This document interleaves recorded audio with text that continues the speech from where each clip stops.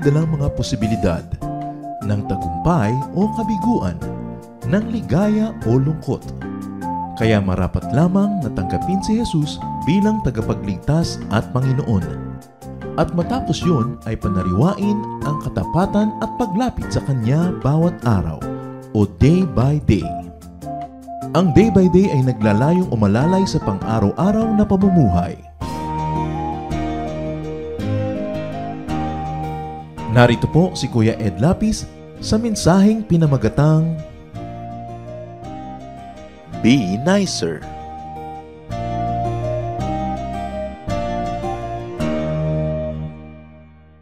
Ephesians 2:10. For we are God's handiwork, created in Christ Jesus to do good works. So life has a purpose. Life has a specific design for every individual. We are all God's masterpieces, handiwork, personally crafted to do good works, to be like Jesus, to live in Jesus-ness. Be nice. And if you already are, be nicer. Lord, thank you that you are very nice to us. Salamat, Panginoon, dahil napakabuti, napakabait niyo sa amin, at nawa maghari sa amin ang ganyang espiritu na kami man ay maging mas mabuti, patuloy na nagiging mas mabuti pa sa aming kapwa. Lead us, teach us, nang maging praktikal at pang-araw-araw na buhay ang kahulugan ng Jesus-ness sa amin na yung mga anak. Be our speaker, our teacher, our guide, our healer. In the name of Jesus, your Son, we pray with thanksgiving. We can be nice, and we can be nicer if we already are nice. And one of the most effective ways, easiest ways to be nice, is to give money that you can spare to someone who needs it. It is important to give money because people need that all the time. 1 Timothy 6:17-18, command those who are rich in this present world to do good, to be rich in good deeds, and to be generous and willing to share. Iutos daw, hindi ipakiusap, iutos sa mga mayaman sa material na bagay in this present world to do good, na ang kayamanan nila hindi lang sa kanilang itinatago, hindi lang sa kanilang hawak-hawak, kundi mayaman sila sa kanilang pagbibigay. Para maging mapagbigay at handa na ang kanilang mga tinatangkilik at tinatanggap mula sa Diyos ay laging bahaginan ang kapwa. Of course, while this is a command to the rich, this could be a suggestion to the not very rich or to even the poor person. Kasi kahit naman meron tayo pa rin pwedeng ibahagi sa kapwa. Acts 20:35, we must help the weak, remembering the words the Lord Jesus himself said, it is more blessed to give than to receive. So give to give. Magbigay talaga para magbigay lang. Proverbs 11:24, one man gives freely, yet gains even more. Another withholds unduly, but comes to poverty. So hindi ibig sabihin na kung ikaw ay bigay ng bigay, maghihirap ka. Kasi sa pagbibigay daw, mayroong mga lalo pang sumasagana. At hindi naman kung lagi kang wise, kabig ng kabig, tago ng tago, yayaman ka kasi marami daw na gano'n ang trabaho pero lalo lang naghihirap. The ironies of life. So you give to give, but also you give to receive.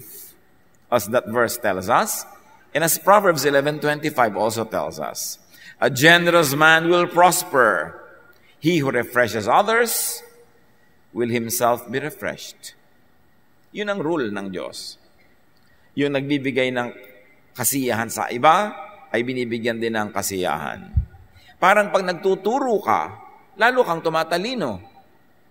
Kaya merong mga sasabihin mo, magturo ka, mag-lead ka ng Bible study, mag-preach ka. Hindi po kasi ako matalino. Tatalino ka. Kasi pag magtuturo ka, mapipilita ka na mag-aral. Pero kung hindi ka na nga matalino sa tingin mo, hindi ka pa magtuturo, wala ka pang gagawing responsibilidad, di lalong hindi ka na mag-aaral, matutuloy na nga na hindi ka matalino. So, you cannot give what you do not have. what you do not have, how can you have? Begin by giving it away. Kasi kahit paano meron kanyan, may natitira sa'yo, at napaparami ng Diyos pag ipinamimigay natin. Kahit yun ay karunungan, kahit yun ay spiritual wealth, kahit yun ay physical, financial wealth. You keep what you give away, and you lose what you cling to. Yun ang rule ng buhay. Tulad ng pag-ibig. How do you keep love? By giving it away. Habang nagbibigay ka ng pag-ibig, lalo mong tinatanggap din ang pag-ibig, lalo kang yumayaman sa pag-ibig, hindi ka naubusan. Pero subukan mong maging matipid at kuripot sa pag-ibig. Wala kang binibigyan, sa'yo lang. Wala rin nagbibigay sa'yo. At mamaya, yung konting pinakakatago-tago mo para sa iyong sarili, ay mauubos na lang ng walang nagpapalit. Kasi wala ka namang itinatanim, so wala kang aanihin. You keep what you give away. Proverbs 19:17, when you give to the poor, it is like lending to the Lord, and the Lord will pay you back. Ganon ang pamamaraan ng Panginoon. You give to the poor. Also, very importantly, you give to the deserving. Kasi kung minsan masyado tayong romantic, laging give to the poor, but we neglect the deserving. Kung minsan nga, kahit mga may-ari ng mga kumpanya, ng mga Christians, church people, very generous sila magbigay sa mga church workers, sa mga pastors, pero yung mga sariling empleyado nila sa kanilang kumpanya na siyang gumagawa ng pera nila at naghahanap buhay para sa kanila, nakakalimutan nilang maging mapagbigay din sa mga yon. Iniisip nila kung sweldohan na yan, empleyado na yan, tama na. But if you are generous to spiritual, religious people, all the more that you should be generous to your own employees who help you make the money that you're giving away to others. Katulong mo sila sa paggawa ng pera, kailangan kasama sila sa blessing. But be careful who you give to. Hindi naman kung makadiyos ka, pipikit ka na lang at itatapon mo yung pera mo kahit saan magpunta, kahit sino na lang ang tumanggap. Because otherwise, when you are careless, you should be just ready to give and then lose. Yung wala nang balik, wala nang tubo, wala nang bunga, pagka-careless ka. Because not all giving leads to receiving in return. Hindi lahat ng pagbibigay ay umuuwi sa pag-ani. Proverbs 20:16, you deserve to lose your coat if you loan it to someone to guarantee payment for the debt of a stranger. Pag daw ipinrenda mo ang iyong pangginaw para magkapera ka para ipautang at ipahiram mo sa isang di mo naman lubos na kilala, humanda kang hindi na magbabayad yan at hindi mo ka na magkakapera ulit, hindi mo na matutubos yung pangginaw mo na isinangla mo para lang makapagpahiram ka sa taong di mo naman kilala. Ang ibig sabihin, mag-iingat ka sa pinapahiram. Mag-iingat ka sa ginagarantihan. At maraming teaching sa Bible, do not guarantee for anyone's utang. Kasi pag hindi siya nagbayad, ikaw ang ipit. Hindi po ba dapat mabait tayo, dapat nag-guarantee? O sige, pero pag nag-guarantee ka, ganito yon. Ihanda mo na loob mo na hindi yan magbabayad. Huwag mong asahan na magbabayad. Para pag nagbayad, masaya ka. Pero pag hindi nagbayad, alam mo na yun na mangyayari, hindi ka na feeling bigo. A wise person does not guarantee anyone's utang. Bakit? Hindi ka Diyos. Hindi mo alam na may pera ka bukas para ipambayad pag hindi siya nagbayad. Hindi mo hawak ang kanyang kalooban na magbabayad siya para hindi ka mapahamak. Ngayon, willing ka pa rin mag-guarantee, ihanda mo ang loob mong mapahamak. Kasi 99% of the time, mapapahamak ka. Hindi yun surprise. Baka po magalit pag hindi ko ginaranti. Alam mo, kung makakagalit din lang kayo, ngayon na. Kasi, pag ginaranti mo yan, tas hindi nagbayad, sisingilin mo. Una, mabait ka sa paniningil, hindi pa rin siya magbabayad. Mamaya, may pangil ka na sa paniningil, hindi pa rin siya nagbabayad. Mamaya, kinakagat mo na siya, magagalit na siya ngayon, hindi pa rin siya nagbayad, pero may utang ka pa rin dahil nag-guarantee ka. Nagkagalit din kayo sa ending, so agahan mo na. Sabi mo, alam mo, kumare, nagpapagaranti ka sa akin. Pag hindi ka nakabayad, magagalit ako sa'yo. Pag nagalit ako sa'yo at siningil kita, ikaw pa may ganang magalit sa akin. So magkakagalit tayo next year, now na lang. I'm sorry, I cannot guarantee you kasi hindi ako Diyos. At nasa Bible yan. Ngayon, kung gusto mong mag-take ng risk para napakabait mo, o di sige, pero huwag mong asahang makakapagbayad at huwag kang magalit pag hindi nagbayad. Ganun lang yon. Let people tell their story without interrupting with the story of your own. That's how you become nicer. Pag may nagkukwento, hayaan mo siya magkwento, huwag mo sapawan yung pato niya. Yan yung lolo ko kwento, di ba? Yung lolo ko nakakalundag sa bangin. Ay, ang lolo ko lumulundag mula sa eroplano. Talo ka, di ba?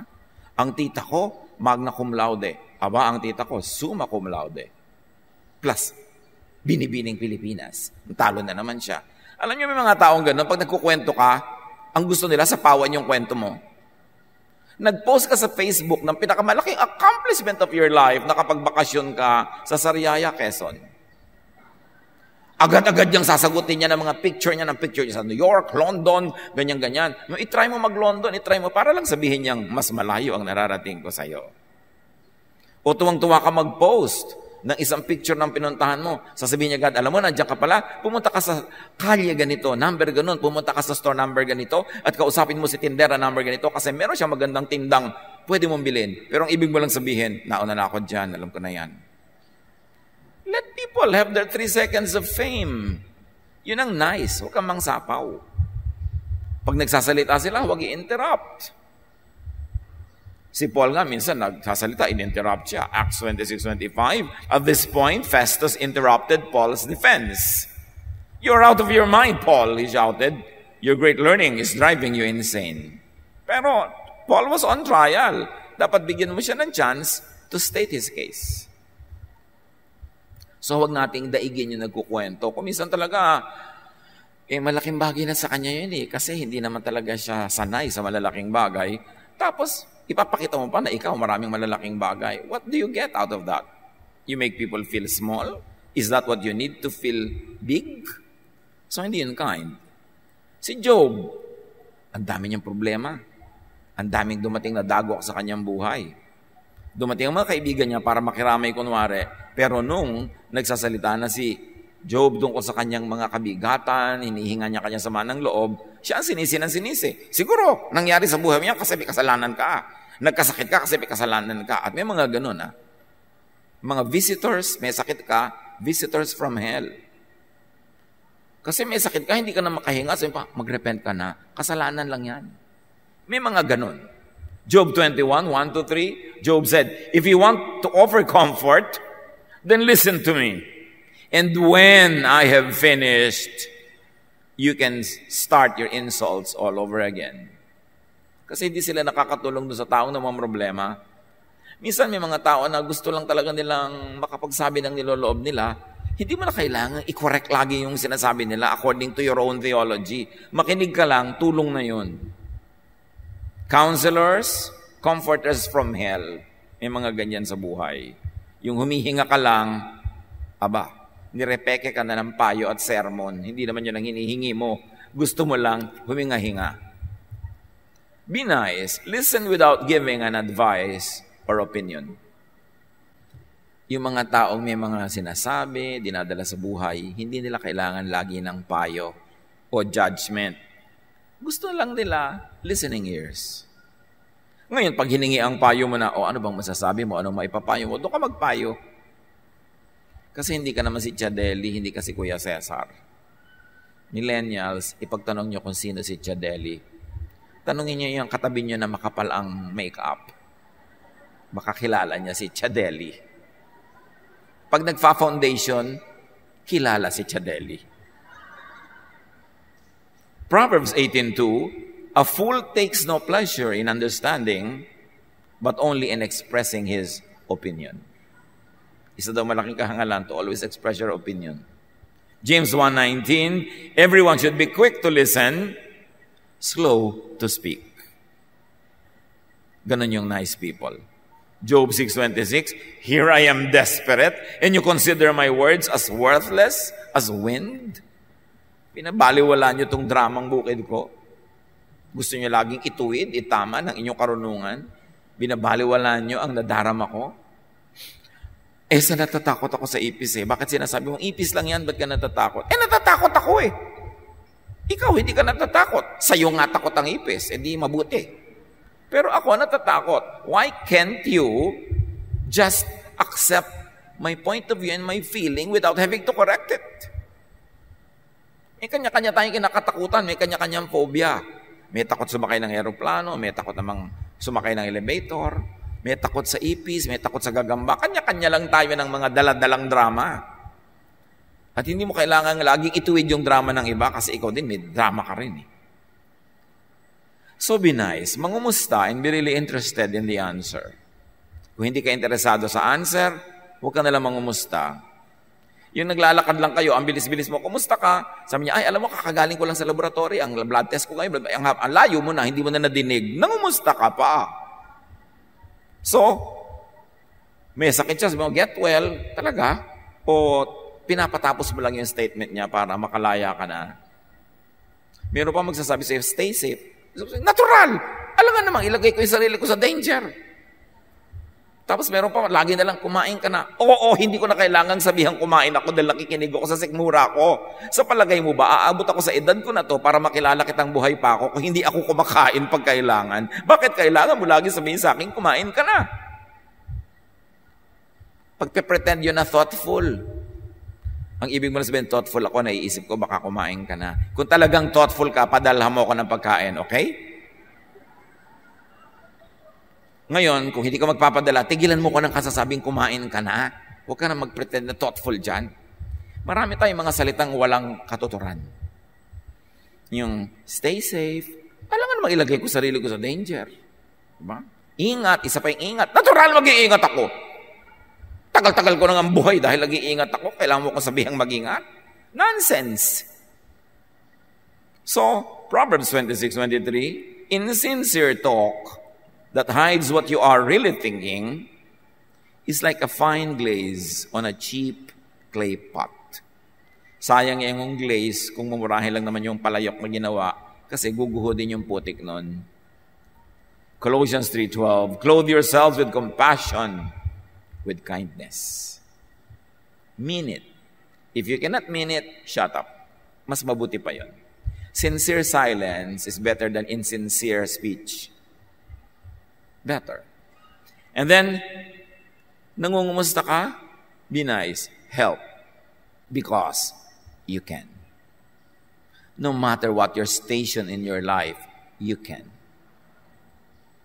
Naku ate, pasensya ka na. Wala kasing trabaho ako ngayon. Hindi ako makakatulong sa hospitalization ni nanay. O sige, pero magbantay ka. Wala ka palang pera. Yung katawan mo ilagay mo dito, magbantay ka sa nanay, ako magbabayad ng bill. Hindi puro ka excuses. You can always help. Because you always either have time, or talent, or treasure. Hindi pwedeng lahat yon wala. Alam niyo yung mga walang treasure? Ang daming time. Kaya nga sila walang treasure ang dami nilang free time. So, wala ako ating treasure, hindi ako makakatulong. May time ka. Dito ka, magbantay ka, ako ang gagawa ng treasure, pambayad sa ospital, ikaw ang bantay. Kailangan tulong-tulong sa pag-aalaga sa magulang. Hindi ito toka ba talaga, ikaw naman ang may pera, ikaw na lang. Kaya nga ako may pera kasi lagi ako nagtatrabaho. So wala akong oras, ikaw wala kang pera kasi wala kang ginagawa. So dito ka, magbantay ka. You can always help. Ang ganda if you can help with time, talent, treasure, sabay-sabay. Pero kung hindi, at least may isa ka nun. Help. Galatians 6:10, therefore, as we have opportunity, let us do good to all people, especially to those who belong to the family of believers. And Luke 3:11-14, anyone who has 2 shirts should share with the one who has none. And anyone who has food should do the same. Ito ang tanong ng mga nagre-repent ng mga kasalanan nila at nagpapabautismo kay Juan. What should we do now that we are having a new life? Sabi niya, kung may 2 kang kamiseta, yung isa ibigay mo sa walang kamiseta. May pagkain ka, hatiin mo, ibigay mo sa walang makain. Yun ang ibig sabihin ng bumabalik loob ka sa Diyos. And that is doable. Kahit ka mahirap, siguro may 2 kang kamiseta, alangan namang isa lang. So meron ka pa rin pwedeng ibigay. Ang pagbibigay, mga kapatid, hindi lang para sa mayaman. Sa katunayan, madalas nga yung hindi mayaman ang palabigay. Yung lumaki sa yaman, yung lumaki sa luho, madalas sila ay manhid sa pangangailangan ng iba. Kasi hindi sila nasanay mga ilangan. So akala nila automatic, okay lang ang lahat. Kaya ang malakas mag-tip sa mga restaurant, alam nyo, yung mga dating waiter. Kasi alam nila yung buhay ng waiter, nakaasa sa tip. Yung mababait na magbigay, yung galing sa wala. Although may baligtad, may nga galing sa wala na biglang akala mo hindi nila alam maging wala, biglang lalong naging malupit sa kapwa. Yun yung aberration, yun yung abnormality. But usually, yung nakaranas ng paghihirap, yan ang mas maunawain. Yun ang mabait. Kaya napapansin nyo ba, yung mga anak na lumaki sa hirap, lalo yung kahit sinadyang pahirapan ng magulang, pagdating ng araw, yung pa nga ang mapag-alagang anak eh. Yung mga pinalaki sa layaw, pinasarap lang lahat, napaka-selfish, hindi nagiging mapag-alaga. Kadalasan, hindi lahat. Kaya mabuting may exposure ka sa hirap para maging mabuti ka sa mga naghihirap, lalo't kung ikaw ay hindi na naghihirap. At sa pagpapatuloy nitong si Juan, kung anong dapat gawin ng mga nanunumbalik sa Diyos, so even tax collectors came to be baptized. Teacher, they asked, what should we do? Don't collect any more than you are required to, he told them. Then some soldiers asked him, and what should we do? He replied, don't extort money and don't accuse people falsely. Be content with your pay. So ano sinasabi dito ni John? Spirituality leads to good deeds. Dapat ang iyong religiosity ay maging Jesusness. Do the work of Jesus. Help by not abusing your power. Whatever power that is. Lahat ng tao may power. Iba-iba lang ng scope, iba-iba ng laki, pero may kani-kanyang power. And those who are godly will not abuse their power. Be nicer. Let someone teach you. So sabihin ba, hindi po ba to be nice? Let us teach others. Yes, that's nice. But to be someone's pupil, that is nice. Give people some claim to fame. Especially if you're accomplished. If you are very, very fruitful. If you are popular or rich or looked up to, let your honor rub on others. Yung bang ang galing-galing mo, celebrated person, tapos may naglalaba, nakiupo ka sandali, sabi mo, ate, turuan mo naman akong magkusot ng napaka-effective way. Tuturuan ka niya ngayon magkusot, no? Eh, ikaw pala, asawa ng governor, o ikaw ang gobernadora, o ikaw ay justice of the court. Yung labandera na ngayon, may pagyayabag na siya buong buhay. Yung governor na yan, tinuruan kaya maglaba. O, di ba? Ang yaman nun, binigyan mo siya ng charity. Kasi ang kayamanan mo is your name, is your fame, is your glory. Then you let someone teach you. Can you imagine what you contribute to that person's psyche sa kanyang pag-iisip? Kaya kung magaling ka, find someone na very good in something that you are not good at and learn from that someone. And you enrich not only yourself, but also that person kasi binigyan mo siya ng halaga. So share your prestige. Lend your presence. Lend your name to people who need a name in their causes, in their needs. Kaya kung minsan may mga endorsers, di ba? Kasi they are known, so hahawakan nila ang produktong ito para yung glory nila lumipat sa product. So kung ano man yung meron kang glory ganon, lend it to somebody who needs it. Let people benefit from your celebrity, kung meron ka man nun, para magandang tulong mo yun sa kapwa. Be generous with your celebrity. Kilala ka sa barangay nyo, kilala ka sa bayan ninyo, tapos pupunta ka sa isang tao, sa palengke, magpapaturo ka sa isang tindera kung paano magkaliskis ng dulong, for instance. Can you imagine? May natutulang ka at gusto mo pang magrelyeno ng dulong, hahanap ka ng specialist, sikat ka di, pinasikat mo rin siya. Itong isang makapangyarihang lalaking ito, nagpaturo siya. Acts 8:30-31, Philip ran up to the chariot and heard the man reading Isaiah, the prophet. Do you understand what you are reading? Philip asked. How can I, he said, unless someone explains it to me? So he invited Philip to come up and sit with him. Mayaman ito, treasurer ng reyna ng Ethiopia. Galing siya sa Jerusalem, nagsimba doon. Pauwi na siya, nagbabasa ng Isaiah. Nadaanan niya si Philip na di naman niya kilala. Mukhang yagit dahil naglalakad, walang karwahe. Itong treasurer ng queen, nakasakay sa karwahe, nakaupo, may mga kutsyon-kutsyon. Sabi ni Philip, naintindihan niyo po ang binabasa niyo? Naglalakad siya kasabay. Sabi niya, paano ko naman maintindihan kung walang magtuturo? Halika, umakyat ka rito. At isinyer nitong Ethiopian yung kanyang glory, yung kanyang time. Nagpa-tutor siya kahit siya mataas ang rango. Ang totoo, siya yung yumaman lalo. Kasi ipiniliwanag ni Philip yung kahulugan ng binabasa niya. At si Philip naman, yumaman ng kanyang soul-winning project na dagdagan. Umuwi sa Ethiopia itong eunuch na ito. At alam nyo, Ethiopia isa sa mga kauna-unahang mga bansa na nagkaroon ng Christian communities outside of Jerusalem. Dahil sa isang ito, na willing siyang magpaakyat sa kanyang karwahe ng isang taong maputik ang paa o malikabok, pero pinasakay niya. Ano man yung karwaheng meron tayo, mag-angkas tayo ng iba, hindi natin alam kung paano siya mabe-bless, at tayo man. Give your full attention to the person before you. Not to the one before or after. Yung kausap mo kanina o kakausapin pa mamaya, siya iniisip mo, may kausap ka ngayon. Not to the one who's there or who's there, kasi yung kausap mo is here. And probably, translated into this language, huwag kang text ng text pag may kausap na tao. Huwag yung may kausap ka, sulyap ka ng sulyap doon sa telepono mo. In fact, kung may kausap ka, gusto mong ipakita sa kanya kung gaano siya kahalaga sa iyo, itago mo yung telepono. Mabuti pa kaya, lulunin mo. Para hindi ka matuksog, sumilip doon sa phone mo. May kausap ka. Alam niyo, may kausap ka, alam mo yung mata gano'n sa phone. Parang sinasabi, alam mo, hindi ka mahalaga sa akin. So, kailangan malaman ko muna kung may nagte-text sa akin ng, kumain ka na ba?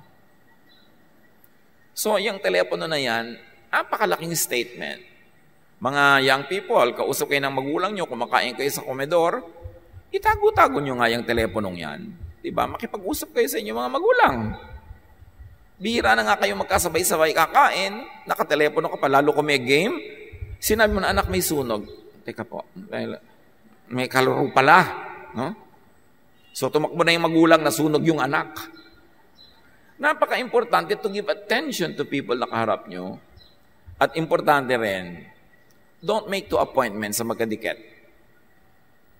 Kasi ang mangyayari, hindi pa tapos yung isa, umaalis ka na, at pagdating mo doon sa pangalawa, nag-umpisa na sila, so parehong kulang. Buti pa, isa na lang. Huwag magkadikit. Bigyan ng halaga ang kausap, kahit sino pa yun. Philippians 2:3, be humble and consider others more important than yourselves. So you give them undivided attention. When you cannot give people your time or your presence, huwag sabing busy ako. Meron ako mga importanteng gagawin kasi parang sinabi mong mas importante yung kesa sa'yo. You can always say, I have urgent things to do, not necessarily more important than you or your business, but it's just more urgent now. Ganon. Use the word urgent, huwag yung important. Kasi ibig sabihin yung kaharap mo hindi important. Sa pagkukoin natin ng mga salita, minsan nakakasugat na tayo ng damdamin ang hindi natin alam. How else would be nice? Accompany someone who needs company. Donate your time. Donate your attention to somebody who needs it. This is what we call the ministry of presence. Ministry yan. May ministry of speech, may ministry of teaching, meron namang ministry of presence. Hindi mo kailangan magtalumpati, hindi mo kailangan sabihin, nandun ka lang, kaka-encourage ka na. And there are people who are gifted with that. Yung kahit anong event nandun, wala naman, hindi naman sila leader doon, hindi sila may sasabihin, pero andun sila, mahalagang ministry yun. Kasi nagpapalakas ng loob doon sa pinupuntahan mo, nagbibigay sa kanila ng sigla dahil nandun ka. Genesis 2:18, the Lord God said, it is not good for the man to be alone. I will make a helper suitable for him. Be that helper, even for just a moment. Remember, you keep what you give away. You'll never know when you will need someone beside you and how what you have done in the past will bring fruits to suit your needs today or tomorrow. And if you are not the one who needs company, or you are not the type who needs company, then consider the needy person. and be charitable. Hindi naman lahat ng pagsama mo sa isang tao dahil gusto mo eh. Madalas, dahil lang kailangan niya. And when you can do it, why not consider it your act of charity? Hindi naman ko mo kasama mo isang tao, nakikinabang ka agad eh. Minsan siya ang nakinabang, why not? Especially kung hindi mo naman kailangan makinabang ngayon dahil marami ka nang napakinabang. O saka ka na lang makikinabang. Proverbs 27:17, as iron sharpens iron, so one person sharpens another. Just by being there, just by being present, you can sharpen another person. You can help sharpen your fellow person. You could be the sharpener. Hindi laging kailangan ikaw ang beneficiary. Pagtatanim. At sabi nga ng Diyos, sino man ang nagbibigay sa nangangailangan, tinuturing kong utang ko yan, ako magbabayad. At hindi pwedeng may utang ako sa iyo. Babayaran kita ng sobra-sobra dahil hindi pwedeng ang Diyos ang may utang sa akin. How else can we be nice and nicer? Unless it's a matter of life and death, change your plans for others. Especially for those who need you, especially for those others who are fruitful for other people. May mga plano tayo sa buhay. May plano tayo para sa linggong ito, para sa buwan na ito, para sa araw na to. But be ready to change your plans when somebody needs you. Unless that plan of yours is also a matter of life and death. And that's very rare. Accommodate people. Ang halaga ng tao sa ating buhay, kung minsan ay sinusukat nila sa pagpapahalagang ibinibigay natin sa kanilang pangangailangan sa ating panahon, sa ating atensyon. So, be flexible enough. Have a general plan for the day, for the week, for the month, but be ready to change plans if your presence, if your attention will mean so much to others. Especially to children, especially to adults, especially to aging parents. Alam niyo, maraming hindi dumadalaw lagi sa magulang, ang dalang-dalang ng dalaw, ang bilis-bilis ng dalaw, pero yung presence mo ay kailangan niya. Nagbibigay sa kanya ng lakas ng loob, nagbibigay sa kanya ng kasiyahan. So, huwag ipagkait yun. Hindi ka kailangan lagi mag-enjoy pag may dinadalaw. Tandaan mo, pag dumadalaw ka, nag-charity ka, hindi mo kailangang mag-enjoy. Ginagawa mo yun kasi yun ang tama, yun ang mabuti. Pero mga dinadalaw, kung kayo ang dinadalaw, pag-enjoyin nyo naman yung dumadalaw sa inyo para huwag madala. Yung pinadalang ka na ng pera, pinadalang ka ng gamot, pinadalang ka na ng kung ano-anong therapist, tapos pagdating pa sa'yo, masakit pa rin ang ulo ko, lihilo pa rin ako, masakit pa rin ang paa ko. So, ibig niya sabihin, walang buting idinulot sa inyo, lahat ang isinakripisyo ko ay binigay sa inyo. Yung bang, kuminsan, gusto pa namang marinig na yung ibinigay mo, nakatulong. O kumusta naman po ibinadala kong gamot, nakatulong. May natira pang konting sakit pero nakatulong. E di, kesa yung wala pa rin talab eh. Ay, hindi ko na kayo bibigyan ulit, wala naman palang talab. May mga dinadalaw mo, nasisingsisikat dumalaw ka kasi wala ka man lang premyo ni hindi ka masabihan na maganda. At saka kahit ba ikaw yung may sakit, may dumadalaw sa'yo, hindi mo ba kaya magsabi ng, ikaw naman, teka, hindi ako makahinga. Ikaw naman, kumusta ka naman? Hindi ka mo pwedeng mangumusta, hindi pa naman nalalagot ang hininga mo. Hindi ka naman kung ikaw yung minamahal, wala ka nang pwedeng pagmamahal na ibigay doon sa nagmamahal sa'yo. You can still minister. Kung tayo yung mga matatanda na dinadalaw na may nararamdaman, pwede ka pa rin magtanong, kumusta kayong mag-asawa? Maghanap-hanap ka ng point na pwede mong maipayo para pleasurable ang pagdalaw sa'yo. And there's a basic human law and rule. Anything pleasurable, you like to want to repeat. Anything unpleasant, you want to avoid repeating. So kung unpleasant lagi ang nararanasan ko sa pagdalaw sa iyo, syempre, I will avoid repeating it. Pero kung pleasant, gusto ko mag-repeat. So kung tayo yung tinutulungan, pinag-aaral ka, magbigay ka naman ng good news na tumaas yung grade mo, mabibilis ang iyong pag-asenso, para ganahan. Ibig sabihin yung nagbibigay sa iyo, bigyan mo rin ng kasiyahan. Yung padala sa'yo ng padala ng pera, tapos pagpunta sa'yo, wala ka pa rin na ipundar kahit ano, walang-wala. Maraming ganun, OFW, lahat ng pera, nagpunta sa pamilya. Pag uwi niya, yung binili niyang TV na isang lapa. Inay, pati po ang mga binili ko sa inyong rollers, isinangla nyo talaga? Ba't ninyo isangla ang buhok nyo? Dahil isinangla nyo na lahat.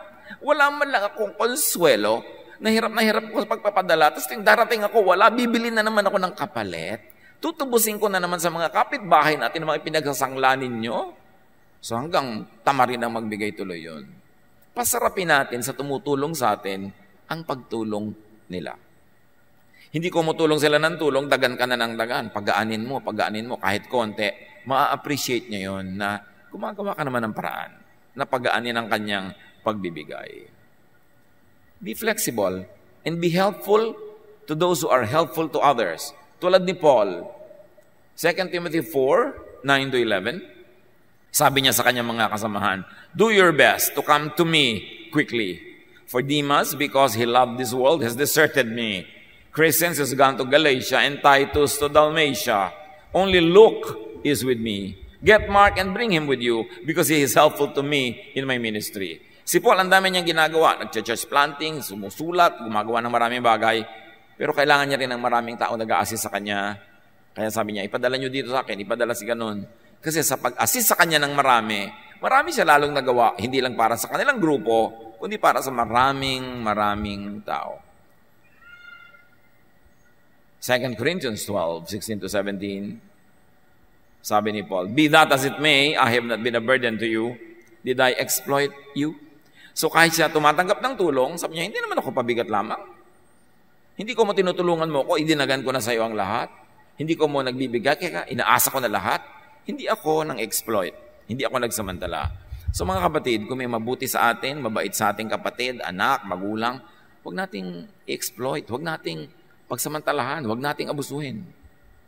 Para yung pagbibigay nila at kabutihan nila, ganahan silang lalong dagdagan, hindi yung i-protect na nila ang sarili nila at umiwas na sa atin. Very importantly, to be nice, do not manipulate people's guilt and even people's gratitude. Pag may guilt sila, mas madali natin i-manipulate. Pag may utang na loob, madaling i-manipulate. But set these people free. That is niceness. That is Jesusness. Hindi ko may utang na loob sa iyo, lagi mo na lang yun na ibinabalandra para mapuwersa silang yung kalooban mo ang sundin sa kanilang buhay. And express appreciation for what people do. That is nice. Be eloquent, articulate, and profuse with your appreciation. Pag kami nagpadala sa inyo, magpasalamat agad. Pag kami ibinigay ka kay Pedro para ibigay niya kay Tekla, ikaw si Pedro, sabihin mo agad sa nagbigay, huy, salamat daw, sabi ni Tekla. Hindi yung tatanungin ka pa, ano sabi ni Tekla nung ibinigay mo yung pinapabigay ko? Ay, salamat daw. Kailangan ikaw na yung magsabi. Be very, very appreciative of what people do. 1 Thessalonians 1, 2-3, we always thank God for all of you and continually mention you in our prayers. We remember before our God and Father your work produced by faith, your labor prompted by love, and your endurance inspired by hope in our Lord Jesus Christ. That is appreciation of people. At kahit yung sinasabi ng Panginoong Jesus na example ng mga taong nakakalugod sa Diyos, bakit daw? Matthew 25, 35-36, I was hungry and you gave me something to eat. I was thirsty and you gave me something to drink. I was a stranger and you invited me in. I needed clothes and you clothed me. I was sick and you looked after me. I was in prison and you came to visit me. Lahat yun appreciated. So kung tayo yung tumatanggap ng mga ganon, let's be very, very appreciative. Hindi yung laging parang kulang pa. Tinulungan ka na, pagdating naglulungkot-lungkutan ka pa para dagdagan pa niya yung ibibigay. Hindi yun, it doesn't work. Yung binigyan ka na, laging kulang pa, lamang iiwasan ka lang bigyan yan. Kasi lang, gusto mo lang na lalo ka pang bigyan. Be nice. Be nicer. It's too short a life, too short a day to be not nice. Whatever good you can do now, if you don't do it, there will never be the same opportunity ever again because you passed this way only once. Tomorrow, you might have another chance to do good. But your chance today that you miss will never come back. So huwag tayong magpalampas ng opportunity. Pagka ang mga tao, huy, dadalaw daw sa ating mga kamag-anak natin naghihirap. Dalawa attitude, ay umiwas tayo, baka tayo madamay. Or, naghihirap sila ngayon, wow, may chance tayong tumulong sa kanila because they will not always be poor. Anong attitude natin sa mga nangangailangan? Umiwas? O sabihin mong, hindi na ako magkaka-chance uli na maging hero sa buhay ng tao na yan. Kasi lugmok na lugmok siya ngayon, this is my time to be Darna or Superman, taong gagamba. Kasi needy siya. People will not always be needy. People will not always be sick. People will not always be asking for your help. When there's an opportunity to help now, give it as much as you can because the chance may never come again. The fruit of Jesusness is a kinder, nicer follower of Jesus, a kinder, nicer lover of people. Dear Lord, teach us to be nice, to be nicer. Sa aming mga nice na talaga, thank you Lord, this Spirit comes from you, lalo pa naming dagdagan, so we grow in giving, we grow in love, we grow from glory to glory. Pagbulay-bulayan natin ang mga bagay na ito, alin ang dapat nating gawing homework, at sa mga nice sa atin, mga kapatid, the challenge is, ibalik nyo ang kabutihan nila. Suklian. If they are nice to us, if they're good to us, let's be good in return. Huwag natin silang dalain, premyuhan natin sila for being nice. At kung minsan yun ay give them rest from having to take care of us all the time. Pagpahingahin natin sila para hindi sila mamatay sa pagod. Lord, teach us, your people, how to apply this very, very important wisdom in our daily lives. Be with the Lord in silent reflection.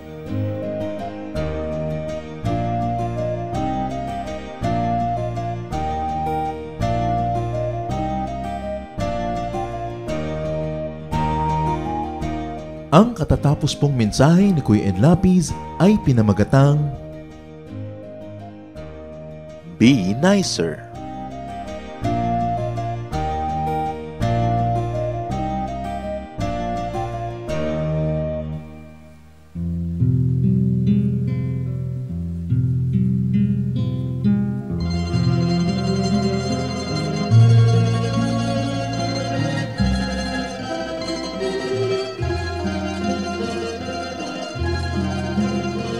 Pagdaang ng kahapon, iniwan ang layon, subalit kayo'y nanatili. Ako'y piring man sa bukas, tadhana'y lumipas, panatag sa inyong kanlili. O Jesus, sa ulayaw, hatid sa kibuhay, agapay sa paglalakbay, kaibigan kang tunay, dagli ang karamay, kailan may di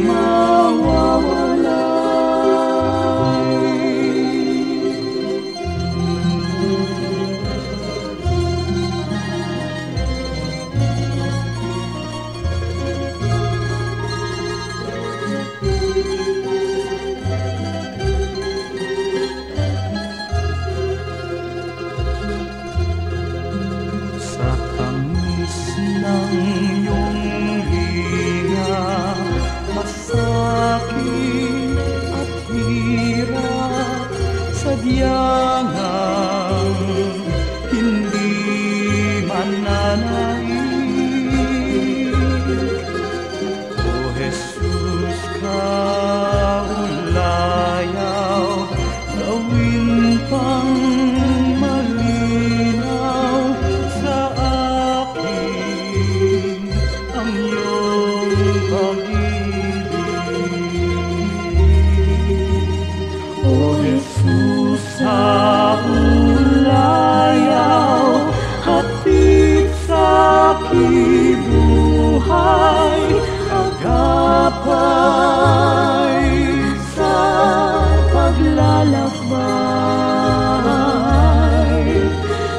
kaibigan kang tunay, dagli ang karamay, kailanman di mawawala.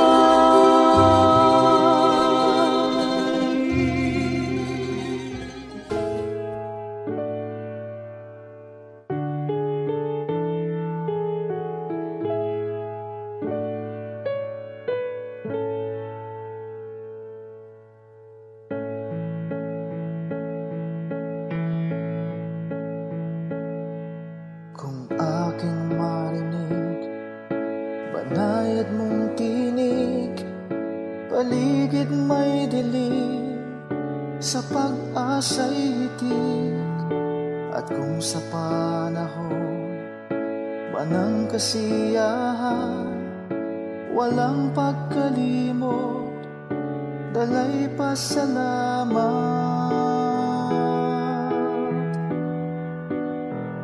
Alay ko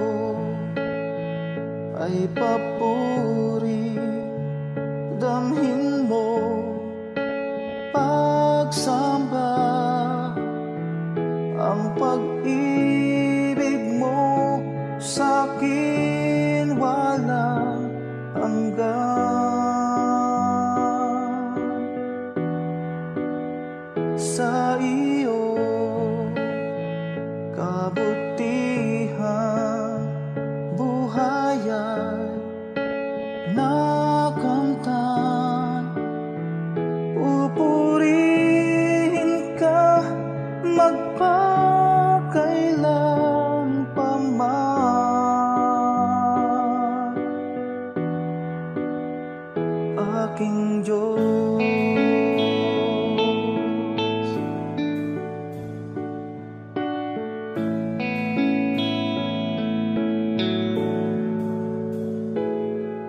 At kung magkaminsan di ka maramdaman, sa puso ko'y tiyak ika'y naririyan. Kahit sa dulo man itong aking buhay, ika'y aking lakas, hindi mangangamba.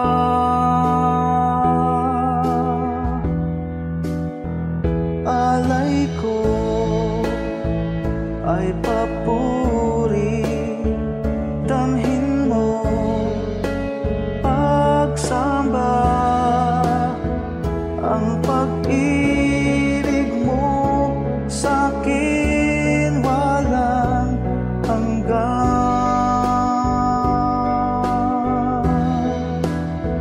Sa iyo kabutihan, buhay ay nakamtan. Pupurihin ka magpakailan pa man, aking Diyos.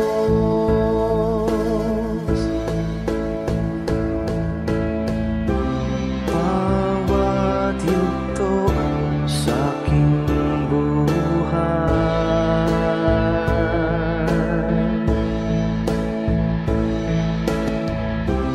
laging laan iyong gabay.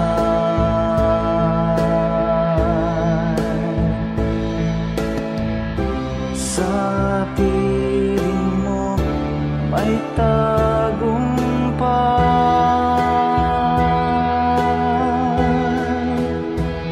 Alay ko ay papuri, damhin mo pagsamba, ang pag-ibig mo sa'kin walang hanggan.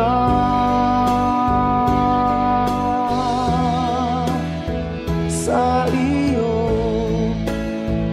kabutihan, buhay ay nakamtan. Pupurihin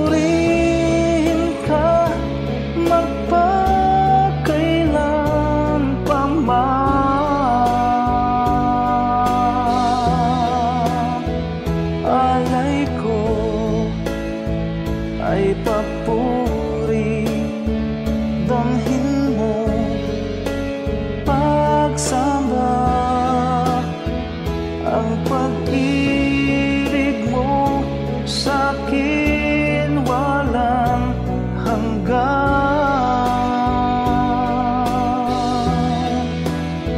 Sa iyong kabutihan ang buhay ay nakamtan. Pupurihin ka magpakailan pa man,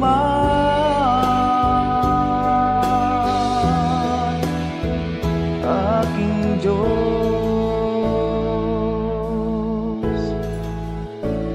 aking Diyos,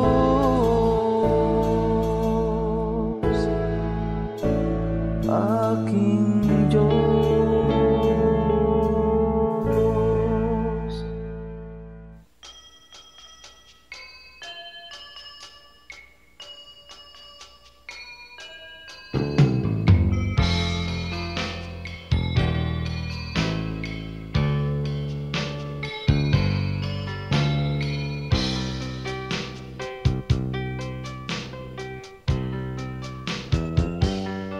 Nais kong mamasdan ang ngiti sa bawat labi, kagalakan ay maghari kailanman. Nais kong marinig itong awit ng pag-ibig, kabutihan at kapayapaan man. Nang matutunan kong pigilin ang sarili kong minsan, puso ay bigyan ng kahinahunan. Ang katapatan ko nawa sa'yo'y hindi mahihimlay, mapagtiis na puso, kabaitan ang taglay.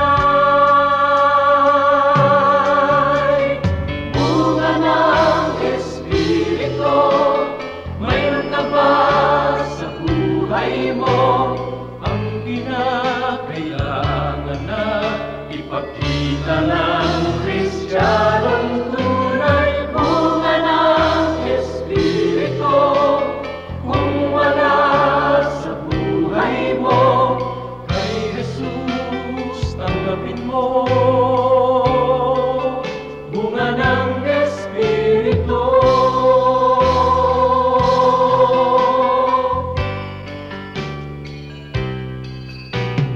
kay Jesus tanggapin mo.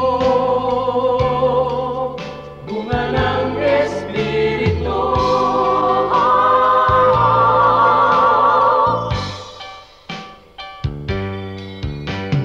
Bunga ng Espiritu, mayroon ka ba sa buhay mo ang kinakailangan na ipakita ng Kristiyanong tunay? Bunga ng Espiritu, kung wala sa buhay mo, kay Jesus tanggapin mo. Bunga ng Espiritu.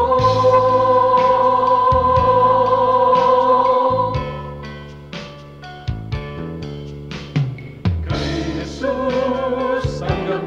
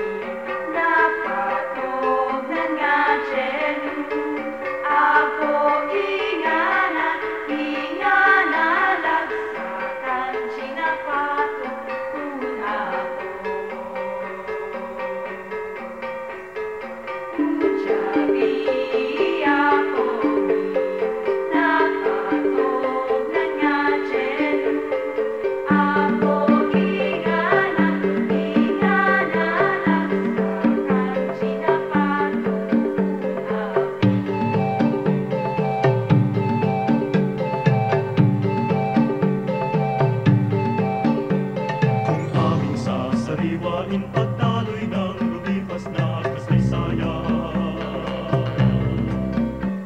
Mula pa ng nililok nyo ng labi ang larawan ng sandaigdigan.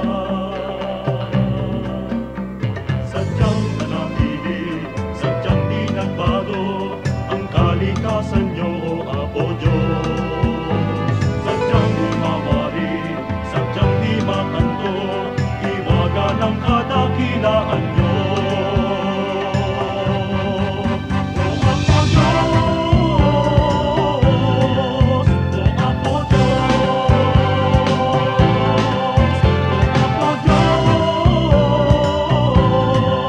O Apo Diyos,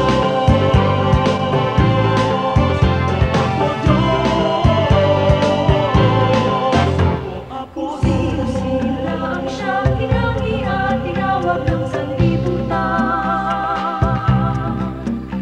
Sa iyo lamang, Jesus, pagkas ang langit at ang diwa ng kalikasan. Walang ibang ibig, walang ibang layon, kundi kayo mo lamang, Apo Diyos. Pagkat walang hari, walang Panginoon, ang hihigit sa kamahalan niyo. Apo Diyos, Apo